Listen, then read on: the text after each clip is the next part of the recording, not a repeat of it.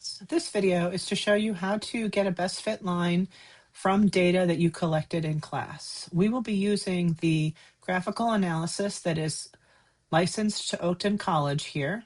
So you should have that set up. If you've collected data in lab, then you're going to want to use the manual entry mode and click on that. That will bring up a screen that shows you the graph and the data table. So first we need to enter the data. I have created some data, just made it up on my calculator for the purposes of this video. X is 1, 12.7, 15.3 for the Y, 3, 18.2, 4, 20.6, 5, 23.7. So there's our data. So right now it says this is X and Y, but in fact, in physics, it's almost never X and Y. In math, it's almost always X and Y, but in physics, it's almost never X and Y. So I'm going to go on these three dots at the top of the X column or the horizontal column and click column options. And I'm going to type in T for time, or I'm just going to type in the whole time. And then units are S for seconds. And you'll notice it put time, and then it automatically put the S in parentheses, just like it has up here. And I click this column options. We'll call this distance, and we'll call this meters. I always want to put the units in the unit section. I'll show you why in a minute. And now you have distance, and it automatically put the M in here. So now we're going to, I like to have the origin be 0, 0 down here. Right now it looks like it's 13 and 1. So I'm going to go here and I'm going to scroll down until I get to edit graph options. And then on the x-axis, I'm going to click always show 0. And on the y-axis, I'm going to click always show 0. And there we go. We have a straight line, but it does not have a 0 intercept. So to get the best fit, the equation of this line, which is our model, our mathematical model for the motion, distance versus time, I click again on this thing down here, this little graph with the lines, and I click apply curve fit. It pretty much defaults to linear, which this one is. So I can click apply, and I will get this box up here, which shows you the equation, y equals mx plus b. It's got m here, 2.73, that's the slope. And notice, because I put meters and seconds as the units, it's given me the units of that 2.73. The units are meters per second. And it's given me the units of the intercept, 9.91 meters. So the equation of this line, I can go here and I can add an annotation. To write the equation of this line, I type in y, our y-axis is distance, or d. So I don't write y, I write d for distance, and then I type in the slope, 2.73 meters per second, in parentheses, and then x is next, right? Y is d, m is this number here, x is t for time, plus, and then my intercept is 9.91 meters, 9.91 meters. So that's my b. So I have y equals slope m x t plus b intercept. The x-axis, or the horizontal axis, is time, and the vertical axis is distance. So that's what goes in my equation.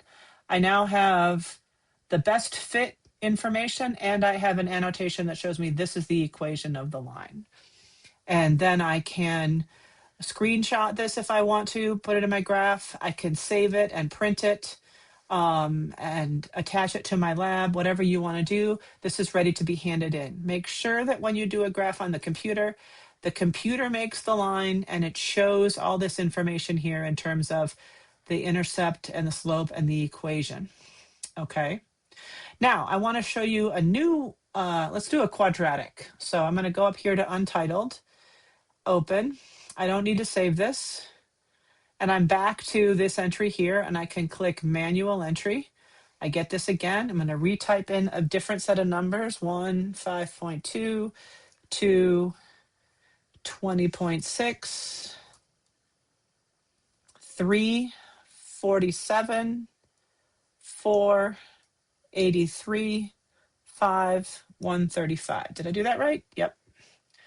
Column options, T for times, S for seconds, column options, D for distance, M for meters.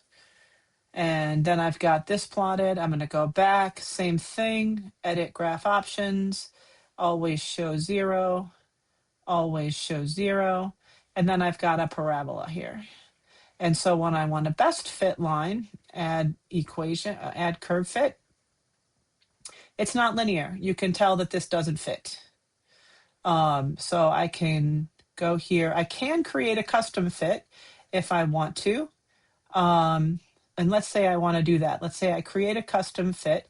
My fit expression is going to be ax raised to the 2 because I know it's a parabola.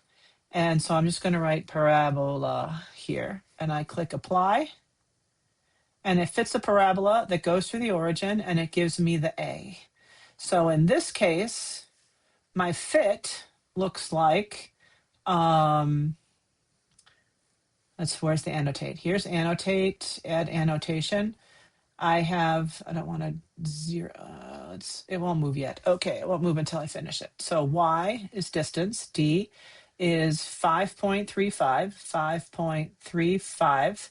And in this case, the units are going to be meters per second squared, caret 2. Let's put that in parentheses. Because it is t squared here. So this is t squared. So we'll talk about why these units are what they are, but I wanted to show you how to do a best fit curve with the parabola. Another way to do this is if you click on this and you go to apply curve fit and you choose quadratic, you'll get pretty close to the same thing. We did 5.325. We did not have an intercept or a linear term. This one put in 5.914. It put in B as 3.2, and it put in C as 2.96. So which one of these two is better? I'm not sure. But there's two different ways to get a quadratic curve fit. You could also do apply a curve fit. You could do a power curve fit. That's AX to the B. It chooses B. It chooses the power. You click apply, and it shows A is 4.7 and B is 2.8. This B is 2. I set up the data with 2, but I put a little bit of error in it. So, it's hard to tell. The physics will tell you whether it's going to be squared or what the power should be or what your curve fit should be. But the purpose of this lab was to show you purpose of this video, I should say, was to show you how to enter your data, how to put labels here that then appear on here, and then how to get a best fit curve. And if you ever decide you don't want one or you want to get rid of one of these, you just click on the X and make it go away. And here's our beautiful parabola, and here's our equation of best fit for this data. You notice that not every dot was intended to go right on the line. I made it imperfect data. So that's your 9-minute tutorial on how to plot your data and get a best fit curve for all of your labs. Good luck. See you in class.